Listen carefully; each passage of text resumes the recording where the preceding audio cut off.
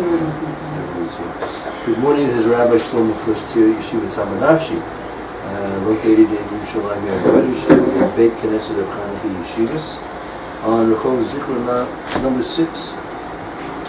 And we're close to the central bus station, so you can walk in there if you want to travel to visit us. And if you have a car, there's parking across the street, and buses are frequent as well. And if you're coming from Hustorach, we'd like to invite you especially to join us in our sharing so we can enrich your trip and visit Yerushalyim with as much Torah as possible, as Yeshiva's born. And here we are, the first year in the morning. We're learning Avos, the first parak, the 6th Mishnah. We are learning about Asura Rav. You should make yourself a Rav. What's so important about making your a Rav for yourself?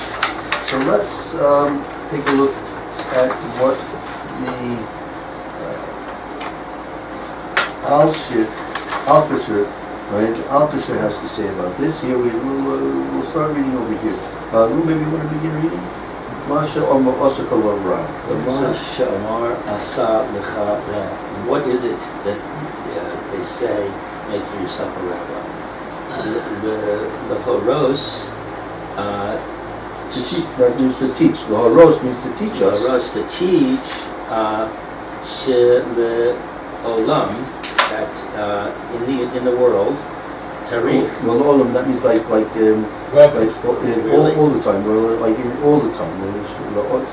Olam, that all the time. All the time, Tariq, it's necessary, Hadam, for a person, Sheyivakesh, to invite, to seek, L'chol Chachma, all wisdom, Rav, much. This is a Rav Muvak. It's a Rav Muvak. A Rav Muvak meaning someone who's expert and unique for himself. See that again, a person. V'olam tzorech ha'adam sheyivakesh l'kol chachma Rav Muvak.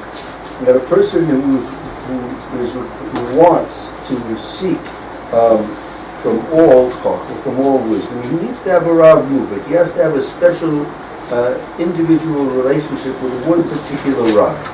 And now we're going to see a few requirements of that Rav. What's a Rav Muvak supposed to be? Now that seems to be contradictory, because it says he wants to seek from all wisdom, and we're saying now he needs one Rav. I would think if he wants all wisdom, he needs many Rav. So hold on. Shiyah Baki, that he is an expert.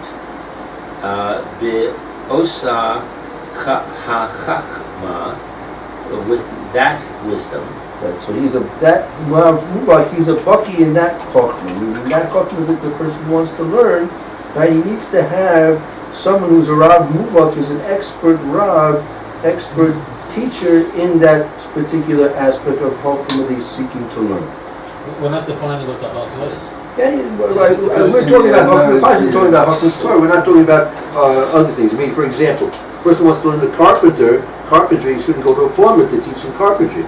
Right? That he should go to find a master carpenter, and if he wants to apprentice himself to a master carpenter, he should go to a master carpenter to teach him and apprentice himself to a master carpenter. Once he's learned that, if he wants to go on to plumbing, he should find himself now a master plumber. Right? That's in secular aspects. I would say that does mean other chachmas, otherwise they would use the word Torah. So you use the word chachmas, you're trying to include other chachmas. Is there other definition of Muvak? To me, my first thought was a steady rabbi. Muvak, consistent. Is that a good definition also of Muvak? Or you're using the word specializing? It's his unique Rav. I mean, this is each person, according to who and what he is, can have what's a Rav Muvak for one person won't be a Rav Muvak for somebody else. Is unique. What's the exact translation of Muvak? Yeah, Muvak is. I would say he's unique to that person. Yeah, he's unique. Muvak could be. Muvak. It's a hard. That's how we define it. A particular, his Moil Mubak, Rav Mubak. It's yours, but it's also general. Yeah, It's a general specialized. Like, Not just expert. Yes, it's a certificate. It's not just expert. It's more Is than it qualified? Qualified man. That's certainly the case. Rav is a qualified Well, Rav? more than that. You have a lot of Ravs who are certified, who are qualified. But that, it may not be for you. Right. You're Rav Muvak. You said this is my Rav Muvak.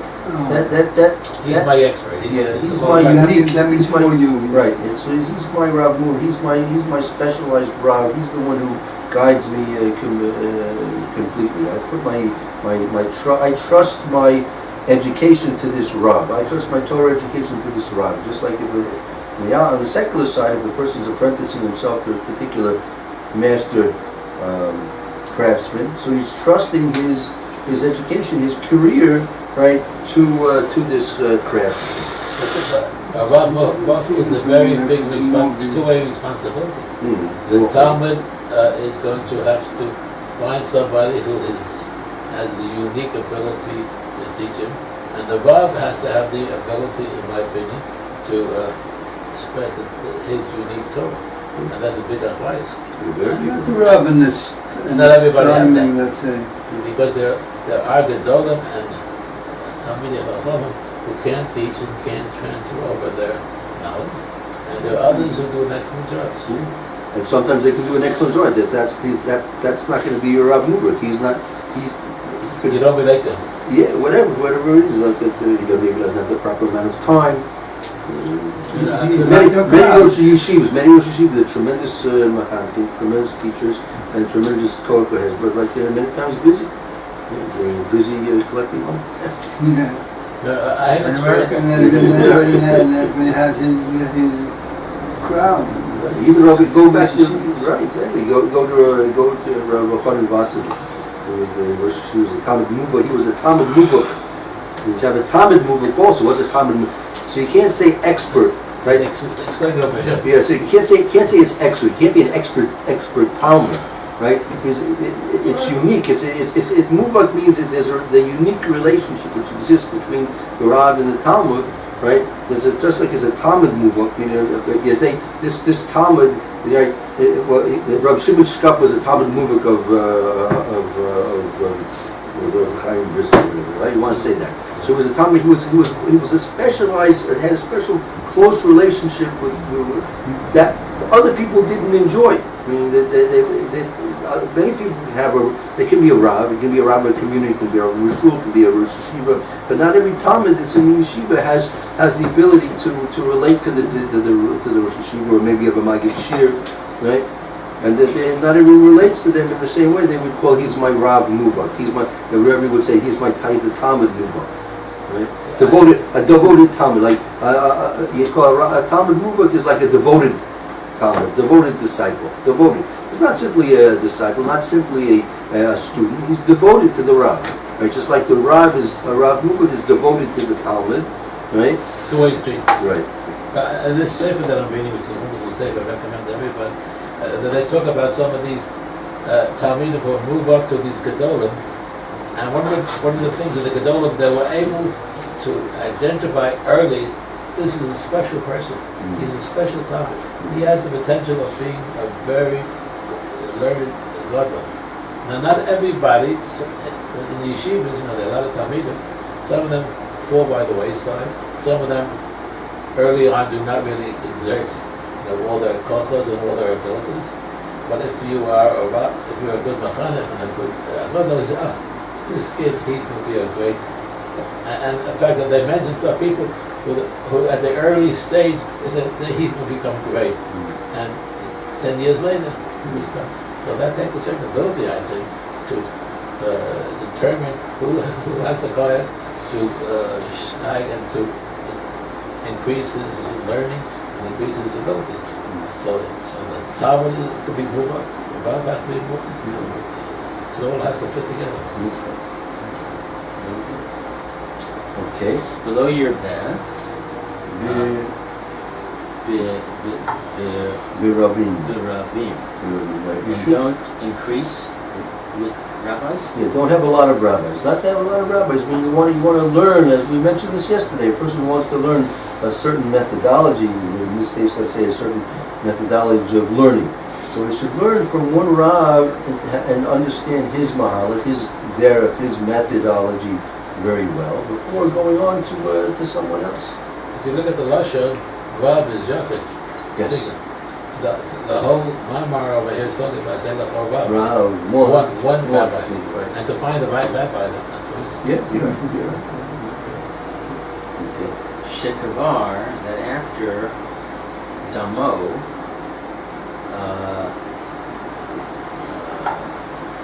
Chazal, Mar Meirava,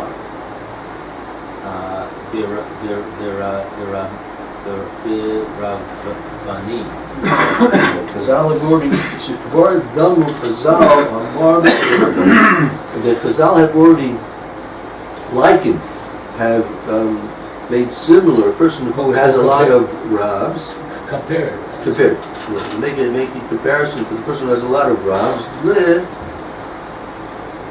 I see. Le'atz to mecha she'ach la me'ach los. So eating from many foods. Mashonos, right? Right? The Chazal have already compared a person who has a lot of Ravenim, right? They compare it to a person who takes in a lot of different foods. So much so he's not able to until he can't digest it. He's mixing so many different foods and so many different types of foods that the stomach doesn't know what to do with all this stuff. The stomach, if he was eating something that's on the acidic side, so the stomach will act this way. If he eats something on the sweet side, it will act this way. Where he takes all kinds of different foods and everything like that, mixes them all together, the stomach's overwhelmed. It doesn't know what to do with all this stuff. What they use in the food and the stomach is it took more of chaos and there's nothing. I don't think that's a normal. Because there's a Rashi that you get a stomach ache from a mixture. That's right, but this is not normally brought as a mashal. Yeah, but Rashi says, if I'm not mistaken, we had it in Parshas, what's it called?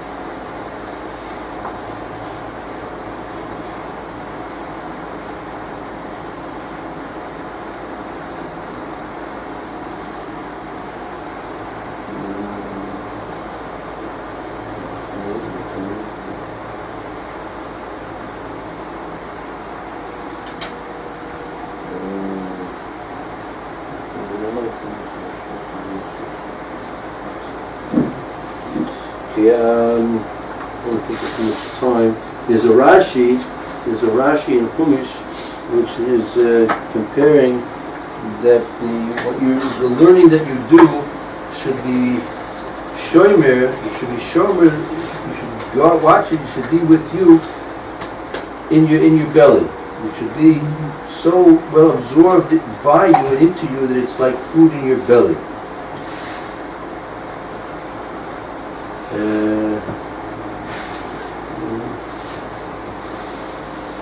So I have to try and find it.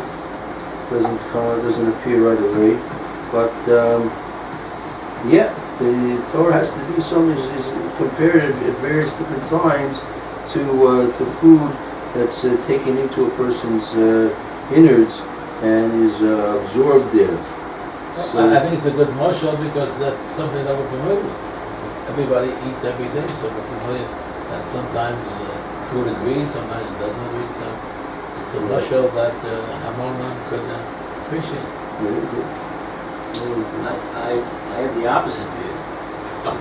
I have a lot of difficulty with this as a mushroom because you need a balanced diet. You can't, no matter how good, you pick one food, no matter how good quality it is, you're not gonna do very well. You need to have. If you want to sit at one meal, if you want to digest properly, so you eat basically the one type of food, so the stomach relates to that food in one way. Then of You course need if some starch, you need some protein, you need some sugar. Start doing like mixing sweet and sour. You want to have some fruit for dessert.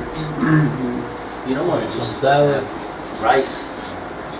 Rice is a very Yeah, good well, food. look what it says. It says here. She'ochel ma'alachas mishunos. How was it? Ad shishana How was today? she'en yochel ma'ochel osam. He eats many different types of food until he's not able to digest it. Right over the chef. Why? Tom, the reason is why. Tom, shechol tivashel, Tavshu, the whole tavshu, every dish. every dish. Right, you've got yourself herring with onions, right? And then you've got right there you have spaghetti and meatball, and you've got yourself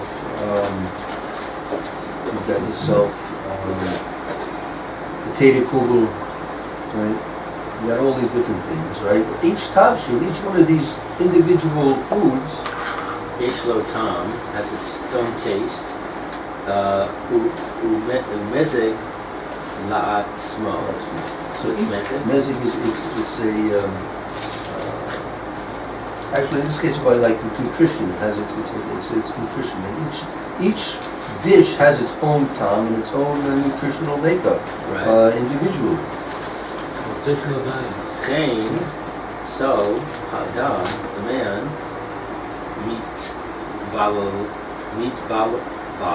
valgal, he mixes up. Yes. Shekulo, that all of it, barur, but berov, with many hadivarim things. Right. But likewise, a person's intelligence is going to be sensory overloaded, right, with a lot of different input.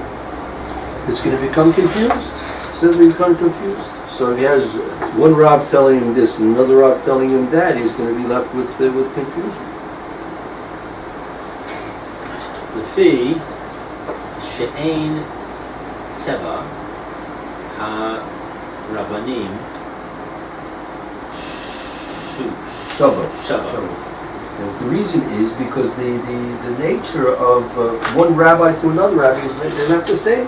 They're not the same. They may, in terms of Torah, they may be equal in their knowledge of Torah and their expertise in Torah, but since they're essentially, each person is essentially different, right, it's going to be transmitted somewhat differently, in a different way, with a different emphasis, right?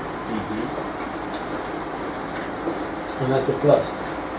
Well, it's something. There's an advantage that overall everybody in the college is going to get what they need. However, for one person to run or go from one Rav to another Rav, that's going to be confusing for them. So in general, to have different brachim and different interpretation, it has some value. But for the yachid, for the individual, if he's going to be seeking out 10 different brachim, that's going to cause confusion. Like for example, you have a symphony, right? I'm not sure how many members are on the symphony. Maybe 70. Is it a standard symphony of 70? Yeah, maybe it's like the 700. Oh, no, I hope not. So you have a symphony, right? So it's made up of there's violinists, there's trumpeters, there's percussion. Everyone, each section of the symphony is broken down into its specific sounds that they want to evoke from the instruments. And now even within the percussion section, you have different types of drums, right? You have different types. You have brass. The brass. You have different types of brass instruments, right? the wind instruments, you have different types of wind instruments, right? So they all have the same sheet of music in front of them, right? They all have to read that same sheet of music, but each one is going to relate to it differently and produce different sounds based on the type of instrument he's playing, right? Right. Except the chachma here is that the one who composed this symphony rendered all these different sounds made into something very beautiful. So when, I don't think this is a good marshal, because if we have 10 rabbanim, each one giving a different shita, it has to all blend together to give us a good understanding, a good dera. Yes. So in the music world, the experts, the geniuses, took all the different sounds, put it together, and came out with a very final product, which is something very, say, inspiring. Are we saying we should do the same thing in the Torah world? No, I'm trying to say that. I'm just questioning the comparison, the symphony orchestra. If you would try and learn, right, from percussionists how to relate to this particular symphony. To what? What is percussion? A drummer. If you want to learn from a drummer how to relate to this symphony, right? If you're a violinist, you're not going to get the right hadracha. You're not going to get the right way of understanding the symphony, right? So putting them together. When you put them together, you get a unified product, right? You get a unified product, right? If you just sit and learn with a violin teacher all the time, you're never going to experience the beauty of a symphony. Well, that's if you're learning, right? But if you want to become an expert violinist, you're going to have to go to a master violinist to teach you what that. If you want to go into percussion, you have to go into percussion. Yeah, but that's just one of these. I don't know how many sounds are produced. 10 sounds, 20 sounds. I don't know. I'm sure there's a chart that tells you. Okay, so if you only learn one sound, you're not going to have a symphony. Right. Okay. So maybe if you're using that comparison, if you only learn one derech and learning Torah, you get the full stuff. So here when it comes to learning Torah, so what we're being taught now is the advantage and necessity of having a Rav is that you can acquire for yourself a particular unconfused, pure methodology, derech in Torah. You want when you're especially starting out, you want to acquire for yourself a particular way, right? Even though maybe down the line you might switch to another Rav when you've gotten everything you have from this particular, I might switch to another. He'll teach you like what it's called in Yiddish a snip, his certain snip is, how would you go, what's the translation of a certain snip is yeah, but I have very often this discussion. Somebody says, I have a Litvish background, and I learned the Litvish way. I said, well, where's the simcha from the Hasidic world? Okay. Back to what the rabbi I have in New York says, Marbim is simcha and Chodesh Adar. I said, well, Gladstein, that means I said, and the whole year you could be depressed, you could be upset, you could be blah, blah, blah. But I said, no, that's the Litvish quote. The Hasidic approach is the whole year you have a simcha. You have to be happy, thanking the Rebbeinu. But on Adar you have to increase it. And so then you come another shnit is the Yeshiva. They're very conservative. And I daven frequently with the Svardim, and they have a different approach. So this is all part. To me, this is all part of the symphony. You put all these different things together. So this doesn't really understanding doesn't really fit so well with what we're saying over here that you should have.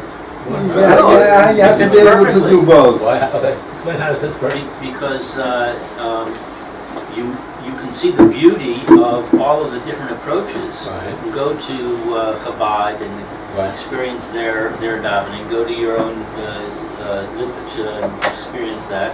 Go to the other one, experience that. You can see it. You can feel the beauty of the blending. But you yourself have to have one that you go to. One that you have to. It has I to be used to go grounded. to If he's not going to be grounded, he's never going to be able to progress because he'll always be starting from the beginning again. I used So to once you go have to a proper Chabad. grounding, then you can begin to progress.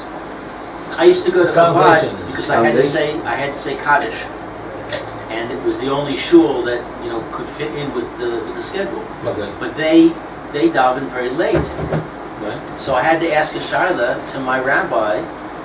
What do I do? Because they daven later than my understanding is the time you're supposed to daven.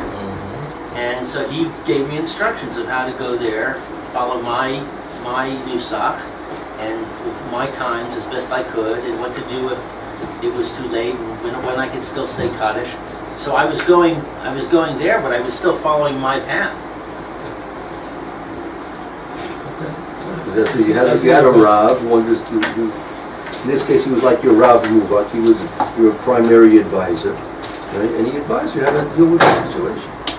Well, actually, see, now in that case, I went to my Rav, and he sent me to somebody else. Because he said, A higher authority? you need to go to somebody who's more knowledgeable than me. Very So good. he sent me to like the Rav who was the Rav of the city. Yeah. He was the one that everybody in the city kind of recognized as being the top guy. With Torah, it's very easy. People in general know, first of all, because you don't want to overstep your knowledge or your abilities. So usually people defer to people who they realize are greater than them, and if they're not qualified to help the person answer a particular question. That's still like my Rav, because he sent me. Oh yeah, right. You're following your Rav, and you send you to him. So that's the same. There.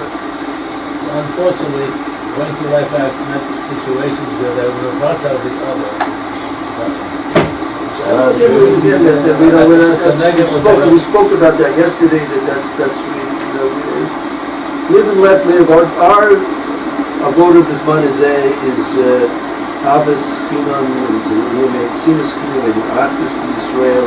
Again, if the people are in general Shomer Torah mitzvahs, where If everybody would be a jumper around that, then it wouldn't be a solid deal. Some people like the symphony, you have to have the percussionists, you have to have the violinist, you have to win the wind section. So everything one of my records another there said that Kali Yisrael is like a piano, right?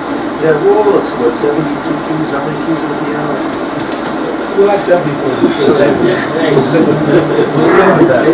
each one of the keys has a particular tone, a particular note that it plays. Sometimes they're out of Huh? You have to be careful. Sometimes the piano's out of tune. That, To know when it's out of tune and when to drop that is. That's a challenge. That's right. Sometimes you get a... Unfortunately, I think Kali Yisrael is out of tune. Be nice. All right, we'll stop and continue on with the more, with the That note. That note. The symphony is over. It's happy now. Yeah.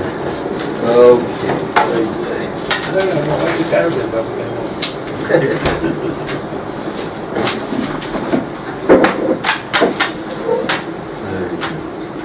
So when I'm anxious, I do my golf book, is that, could you handle that?